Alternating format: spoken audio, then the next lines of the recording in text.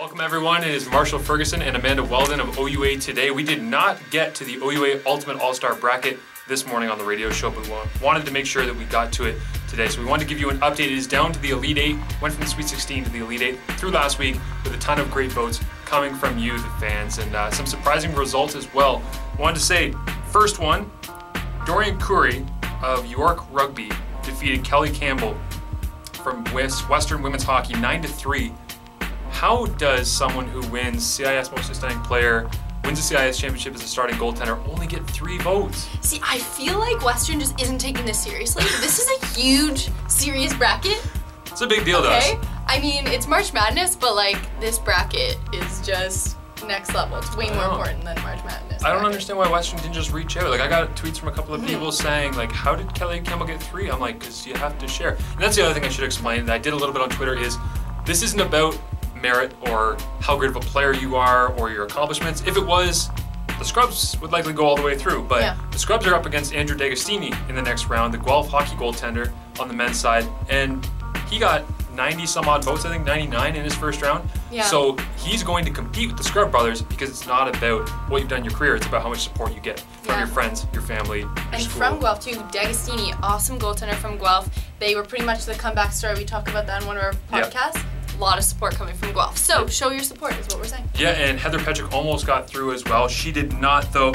In day 2 of Sweet 16 voting, Jalissa Williams blew out the competition. Miriam English from Ottawa Women's Volleyball, 99-27 was the final there. As we said, Carissa Williams defeated Heather Petrick 52-33 in voting, as well as Sasha Golish, who was campaigning for herself, which I like. I'd like to see a little bit more of that in the Elite 8. She sent out a couple of tweets asking for help. Sasha Golish, amazing track and field participant this year. I mean, she just pretty much swept it up, and she's ready to win some more awards. She's not done. Yeah, she already won CIS Women's Outstanding Female Performance at track and field, so maybe now she wants an OUA Ultimate All-Star to add to her career. In the male side, as we said, Andrew D'Agostini defeated Dylan Campbell, the OUA football MVP. The final voting tally was 188-156. It was on the very first day of voting.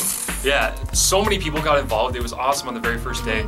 But to have them get involved and send them many tweets as well, Dylan Campbell blew out to like an 80-vote lead.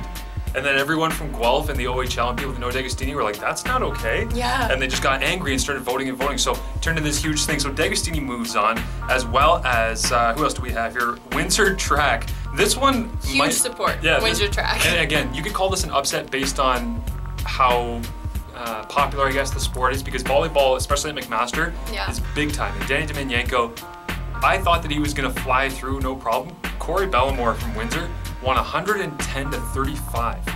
That's just embarrassing. I mean, this is all about support, people. You have to share these articles and just vote for your favorite player. Danny Domenienko, losing that one. Yeah, and our favorite tweet of the week also came from Corey Bellamore. He said, if only a week consisted of 8 days and the weekend was 3 days. He's a good Twitter follow if you'd like to follow him. He also said, I love when it's sunny out. So he just puts random thoughts. I know. I love Twitter just like listening to Jason Mraz walking down the street. Yeah, he's an interesting follow. Men's result, the Scrub brothers, who have teamed up, beat Jarek Whiteman 99-20. To all of those who said it's unfair to pair the Scrub brothers, try to separate them. It's nearly impossible. They're one soul and 2 humans, I guess is what I'm trying to say. And to that comment, they would say, thank you. Their Twitter account, Phil Scrub, after winning his 5th CIS championship. Thanks. That's all he said. Also, from last week's radio show, if you want to go back and listen to it, we found out what they were talking about with Star Wars.